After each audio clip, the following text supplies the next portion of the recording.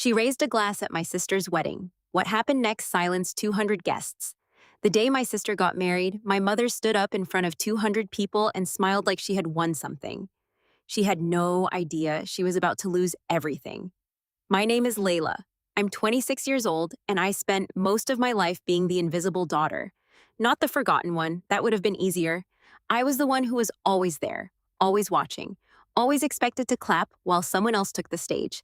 And that someone else was always my sister, Nadia. Nadia is 3 years older than me, and from the time I was old enough to understand anything about our family, I understood one thing clearly. She was the favorite. Not in a quiet, subtle way. In the kind of way that fills a room. My parents spoke about Nadia the way people speak about a rare gift, like they couldn't believe their luck. When she got average grades, they celebrated. When she made the school play as a background character, my father took the whole family to dinner. When she graduated college with a degree she never used, they framed her diploma and hung it in the living room. I graduated with honors. They said congratulations and passed the breadbasket. I'm not telling you this to make you feel sorry for me. I'm telling you this because you need to understand the world I grew up in before you understand what happened at that wedding reception. Because none of it makes sense unless you know where I started. From a very young age, I figured out that waiting for my parents to notice me was a waste of time.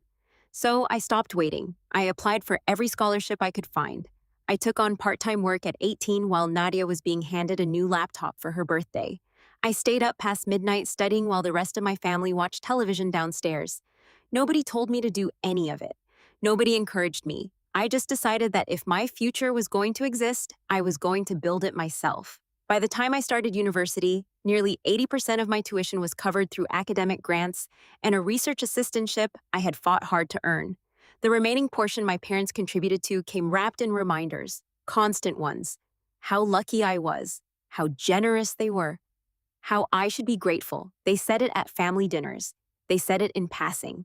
My mother once said it in front of my cousins at a birthday party, smiling while she did it, like it was a compliment. Then Nadia got engaged to a man named Daniel, and the world my parents lived in collapsed into a single event, the wedding. For nearly a year, every conversation became about the venue, the flowers, the dress, the guest list, the catering, the honeymoon. My parents spent money I had never seen them spend before, not on education, not on savings, on centerpieces and custom invitations, and a cake that cost more than my first semester textbooks. I watched all of it from a distance, not bitterly, just honestly. This was who they were. And for a long time, I had made peace with that. But then the demands started reaching me. I was expected to attend every planning event, every venue walkthrough, every family brunch dedicated to Nadia's big day. When I declined because I had deadlines at work, my mother acted wounded. When I missed a rehearsal dinner because I was traveling for a conference, my father called me selfish. And then, 3 weeks before the wedding, he called me with something worse than disappointment. He called me with a threat. "You've been absent from this family," he said, his voice tight and controlled. "Your sister is hurt. Your mother is hurt. And honestly, Layla, we're all getting tired of your attitude." I sat very still on the other end of the line and let him continue. "If you can't show up and support your sister the way she deserves, we're going to have to reconsider the financial support we've been giving you, starting with tuition." I almost laughed out loud. I didn't, because I didn't want to give anything away. But sitting there, holding the phone, I felt something shift inside me. Not anger, something quieter, something closer to relief, because the daughter my father thought he was threatening no longer existed. I had completed my degree 7 months earlier.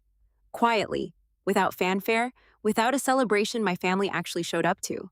I had accepted a full-time position at a healthcare technology firm shortly after. A remote role with a salary that would have genuinely surprised anyone who still thought of me as the younger daughter working grocery store weekends to afford textbooks. By that point, between my base salary and the freelance consulting work I had built on the side, I was earning more annually than Nadia's soon-to-be husband, Daniel. Nobody in my family knew any of this. Not because I was keeping secrets, because not one of them had asked me a single question about my life in over a year. Every conversation had been about the wedding.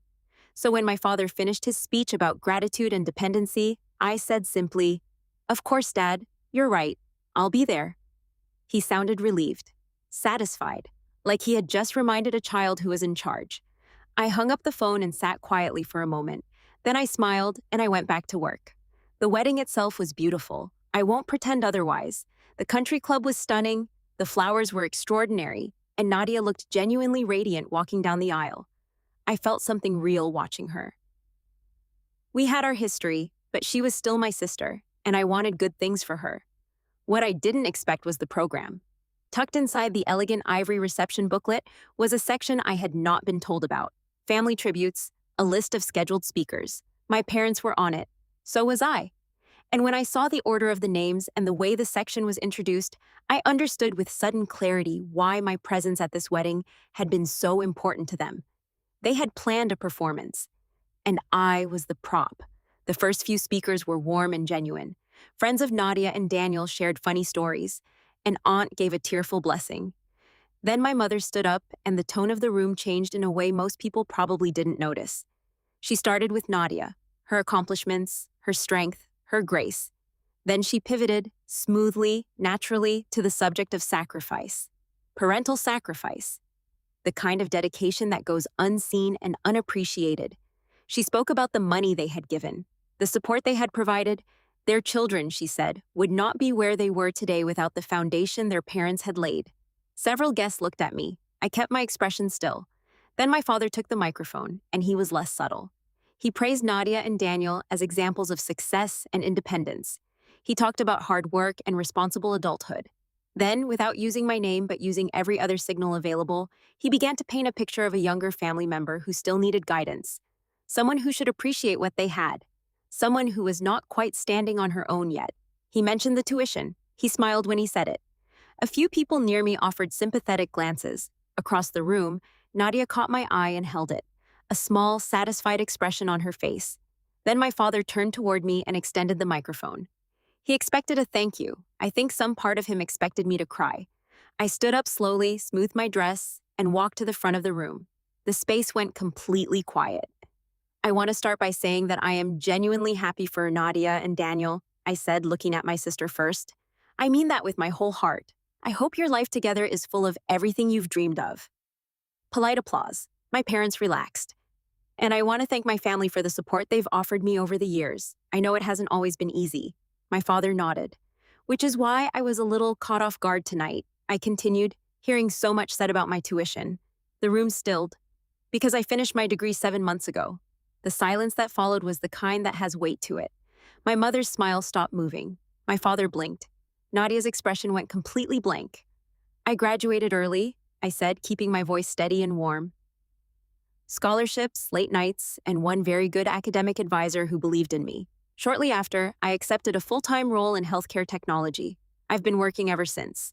People in the room were leaning forward now. I could feel it. My family may not have known, I added gently, because the last year of our conversations has mostly been about the wedding, which is completely understandable.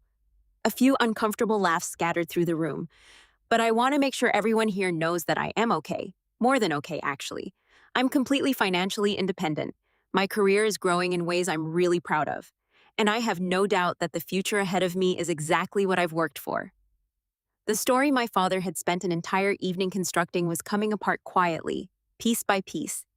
And then, from somewhere near the second table, a woman I didn't recognize raised her hand. She had a kind face, a friend of Daniel's family, I think. And she asked a question with genuine curiosity in her voice. If you graduated 7 months ago, she said, were your parents at the ceremony? The room held its breath. I looked at my mother, then at my father. Neither of them spoke. They weren't able to make it, I said simply. They were visiting wedding venues that weekend. No one laughed. No one needed to. The silence carried everything that needed to be said. My parents tried to redirect. Nadia signaled to the DJ. Someone clinked a glass and called for a toast. But something had already settled over the reception that couldn't be undone. The version of me that had been presented to those 200 guests no longer matched the woman standing in the room. I handed back the microphone, walked to Nadia and Daniel's table, hugged my sister quietly, and wished her well. Then I picked up my bag and slipped out into the evening air. Standing outside, I felt something I hadn't expected to feel. Not victory, not even relief exactly, just a kind of quiet stillness. Like a door I had been holding shut for years had finally been allowed to close on its own.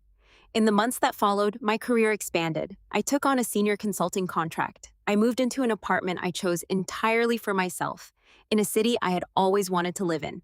I started making decisions without running them past anyone, without waiting for approval, without measuring my choices against what my family might think. My parents did reach out eventually. The conversations were different than they had ever been before.